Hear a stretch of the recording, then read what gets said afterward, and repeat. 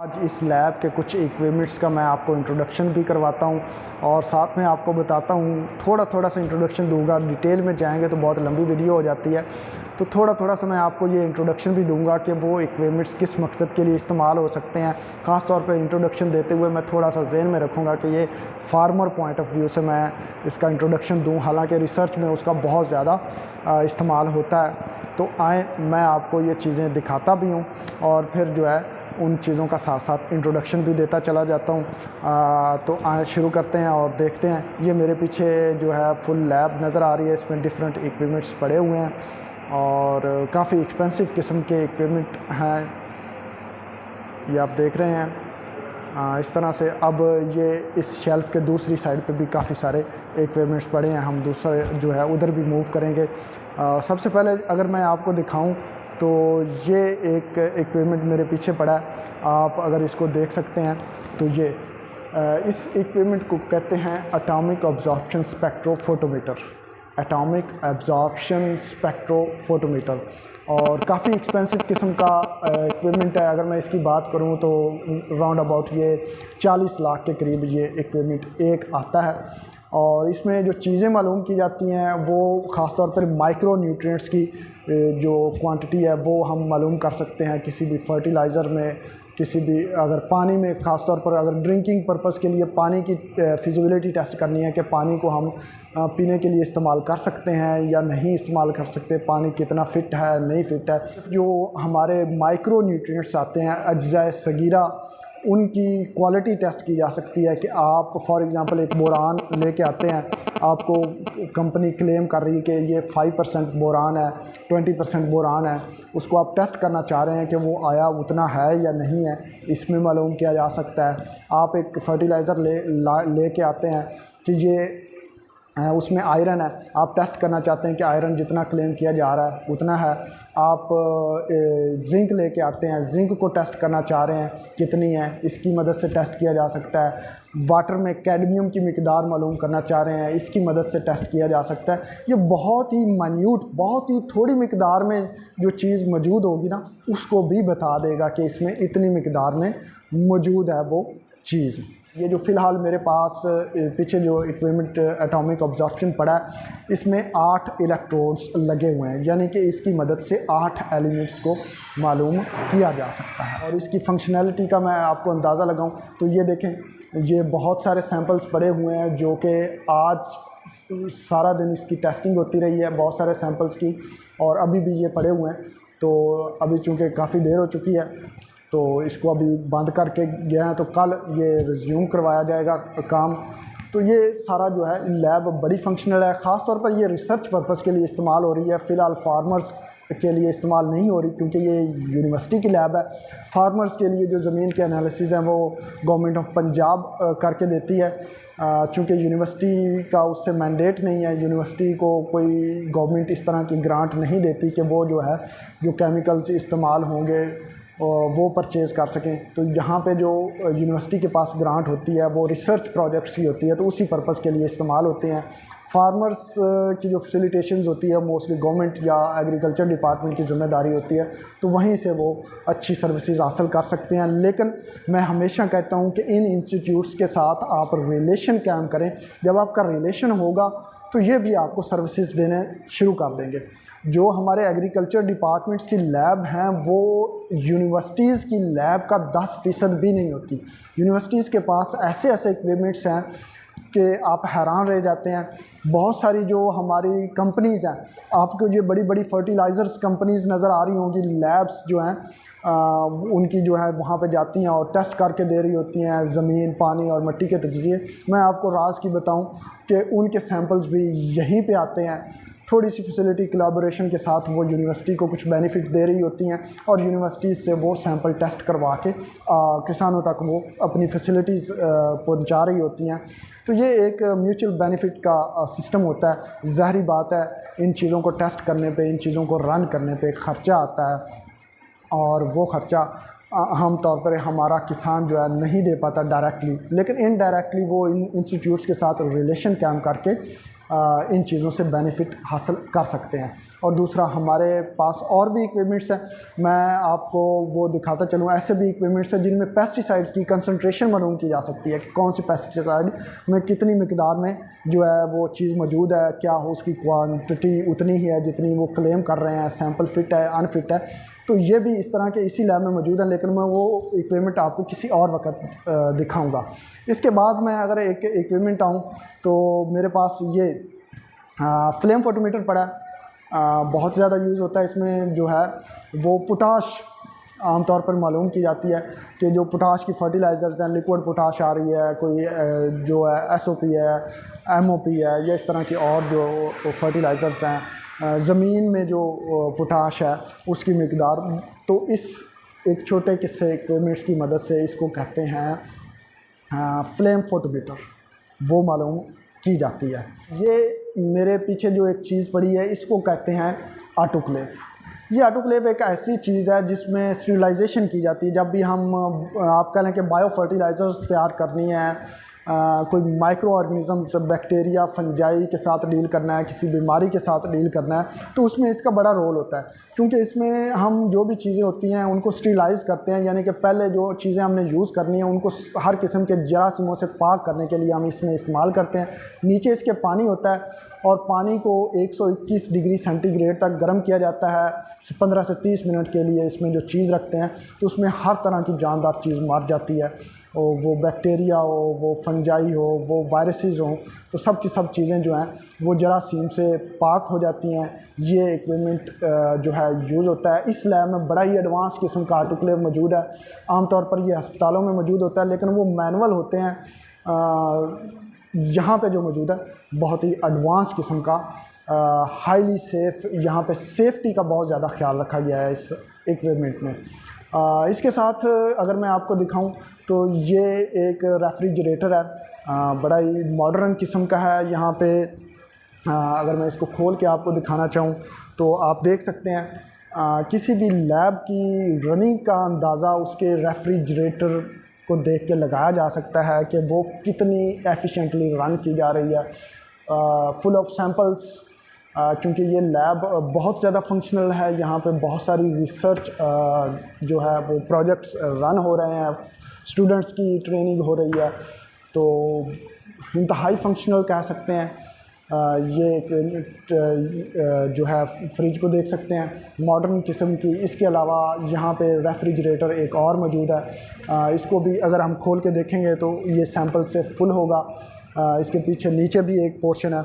और यहाँ पे जो नेक्स्ट इक्विपमेंट आपको, ये इसके सेफ्टीज़ हैं जिनको हम स्टेबलाइज़र्स कहते हैं इन इक्विपमेंट्स के। ये मेरे पास एक जो है इंक्यूबेटर है, मुख्तलिफ माइक्रो ऑर्गेनिज़म्स को मुख्तलिफ टेम्परेचर्स पे जो है वो ग्रो करने के लिए यहाँ पे इस्तेमाल किया जाता है। अगर मैं इस साइड पे आऊँ तो ये देखें, इस लैब में केमिकल्स की भी कोई कमी नहीं है। ये डिजिटल बैलेंस है, बहुत ही ज़्यादा एफिशिएंट। साथ में अगर मैं ये चीज़ आपको दिखाऊं तो ये pH मीटर है, और ये इसी मालूम करने के लिए, इलेक्ट्रिकल कंडक्टिविटी मालूम करने के लिए एक इक्विपमेंट पड़ा हुआ है। अगर आगे आपको लैब दिखाता चलूँ तो ये देखें, बहुत ज़्यादा फंक्शनल होने की वजह से मुख्तलिफ लोगों के, मुख्तलिफ स्टूडेंट्स के, मुख्तलिफ रिसर्च प्रोजेक्ट्स रन करने वालों के सैम्पल्स पड़े हैं। यहाँ पे भी एक डिजिटल बैलेंस पड़ा हुआ है, ऊपर बहुत सारे जो सैम्पल्स और केमिकल्स पड़े हुए हैं। इसके साथ मैं आपको ये एक और इक्विपमेंट दिखाता चलूँ जो मेरे पीछे आपको नज़र आ रहा है। इसको जेलडॉल कहते हैं।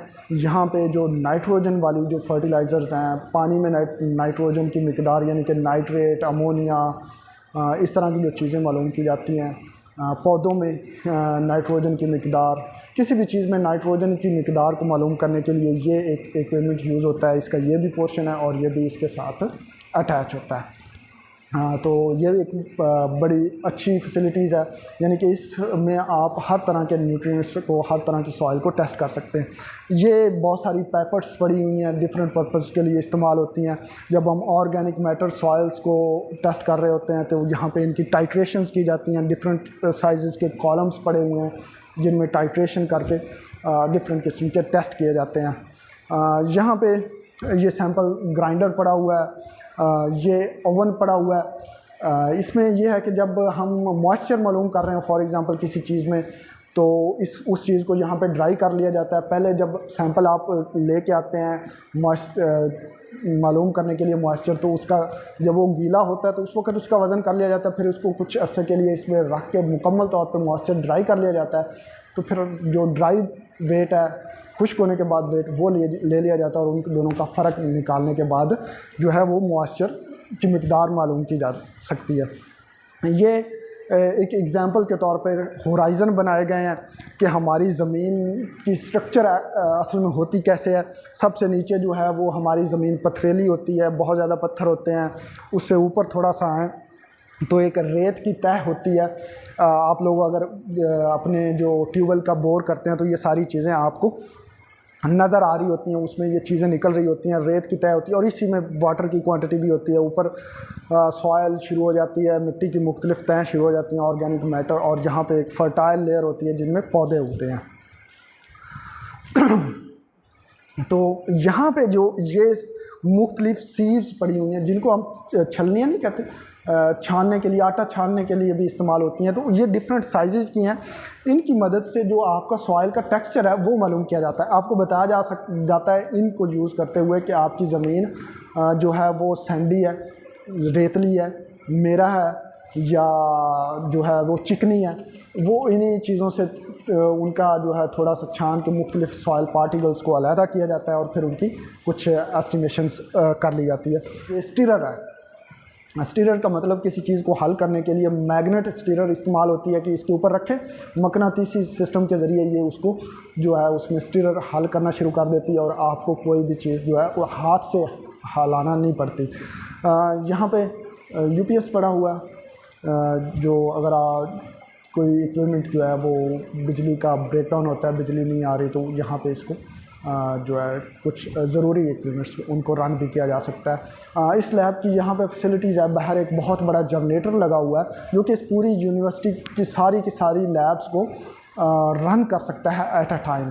तो ये भी एक बड़ी फैसिलिटीज़ यहाँ पे मौजूद है कि अगर यहाँ पे बिजली बिल्कुल चली जाती है तो वो भी चलाया जा सकता है। अब हम थोड़ा सा आगे मैं आपको साथ साथ दिखाता चलूँ। ये लैब की हम आपको सैर करा रहे हैं। तो ये साथ में सेंट्रीफ्यूज पड़ा हुआ है। सेंट्रीफ्यूज जो है वो डिफरेंट एक्सपेरिमेंट्स में यूज़ होता है। ये आप वही एग्जांपल लेने के डिफरेंट लिक्विड में डिफरेंट चीज़ें जो डिफरेंट साइज़ की होती हैं उनको अलग-अलग करने के लिए इस्तेमाल होता है। ये एक माइक्रोस्कोप पड़ी हुई है, हाईली एफिशिएंट माइक्रोस्कोप है और इसके ऊपर कैमरा भी लगा हुआ है। जो चीज़ है वो आपको बड़ी सी करके ये दिखाती है LED पे, और यहाँ पे हम तस्वीरें ले सकते हैं।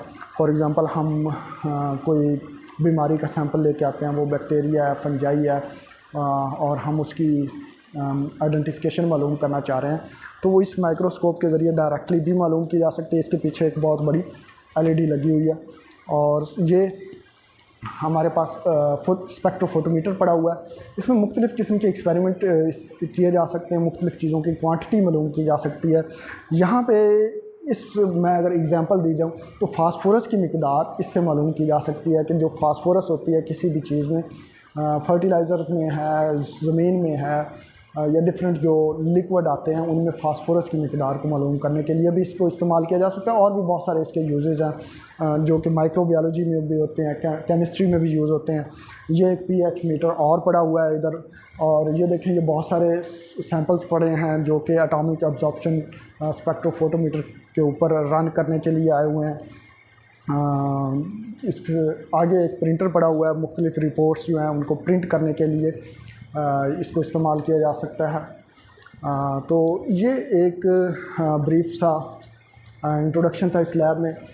इस लैब के साथ एक एसोसिएटेड लैब्स बहुत सारी हैं, मैं आपको वो भी दिखाऊंगा। उनमें बहुत सारे ऐसे इक्विपमेंट हैं तो जो बहुत ही काम के हैं। लैब के साथ वाली लैब में HPLC भी पड़ा हुआ है। HPLC बहुत ज़्यादा एक्सपेंसिव इक्विपमेंट है और यूज़ भी बहुत सारे उसके पर्पसेस हैं पेस्टिसाइड की क्वालिटीज़ को टेस्ट करने के लिए। मेरे ऊपर ये आपको एक चीज़ नज़र आ रही है, इसको डिस्टिलरी कहते हैं, जिसके डिस्टिल्ड वाटर प्रोड्यूस किया जाता है कि हर चीज़ से पाक, कोई उसमें नमकियात ना हो, कोई माइक्रो ऑर्गेनिज़म ना हो, किसी किस्म की इम्प्योरिटी शामिल ना हो, वो एक ये जो ऊपर इक्विपमेंट खड़ा हुआ है इसकी मदद से तैयार किया जाता है। पानी प्योर किस्म का 100% प्योर जिसको हम कहते हैं वो पानी इससे तैयार किया जाता है। अल्टीमेटली यहाँ से पानी मूव करके ऊपर जाता है, ऊपर भाप में बनता है, भाप को ठंडा किया जाता है और वापस जो है वो इस केन में नीचे जो है वो स्टोर कर लिया जाता है और फिर इसको हम निकाल के जो है डिफरेंट इक्विपमेंट्स में यूज़ करते हैं। क्योंकि जब टेस्ट कर रहे होते हैं, कोई भी टेस्ट कर रहे होते हैं किसी चीज़ में, तो उसमें 100% प्योर वाटर चाहिए होता है, वो इसकी मदद से प्रोड्यूस किया जाता है। तो ये एक छोटा सा ब्रीफ इंट्रोडक्शन इस लैब का मैंने आपको दे दिया। मोस्टली फार्मर्स को हो सकता है कुछ चीज़ें समझ ना आई हों, लेकिन हमारे स्टूडेंट्स जो हैं उनके लिए और जो लोग जो हैं इस लैब से फ़ायदा उठाना चाहें, इस लैब के साथ कोलैबोरेशन क्रिएट करना चाहें, उनके लिए ये एक इंट्रोडक्टरी वीडियो हो सकती है कि इस लैब में कौन कौन सी फैसिलिटीज़ मौजूद हैं। मैं बता रहा हूँ कि इस लैब के साथ जो हैं वो और भी 6-7 लैब्स अटैच हैं, उनमें भी बहुत सारे इक्विपमेंट्स पड़े हुए हैं। वीडियो लंबी हो जाएगी वरना मैं आपको वो भी दिखाता, तो वो इंशाल्लाह नेक्स्ट वीडियो में उनका भी आपको सैर कराऊंगा और हो सकता है कि मैं इस पूरे इन्वायरमेंट का जो है इस इंस्टीट्यूट्स का भी सैर कराऊं। तो इंशाल्लाह दुआओं में याद रखिएगा। मिलते हैं अगली वीडियो में, तब तक अल्लाह हाफिज़।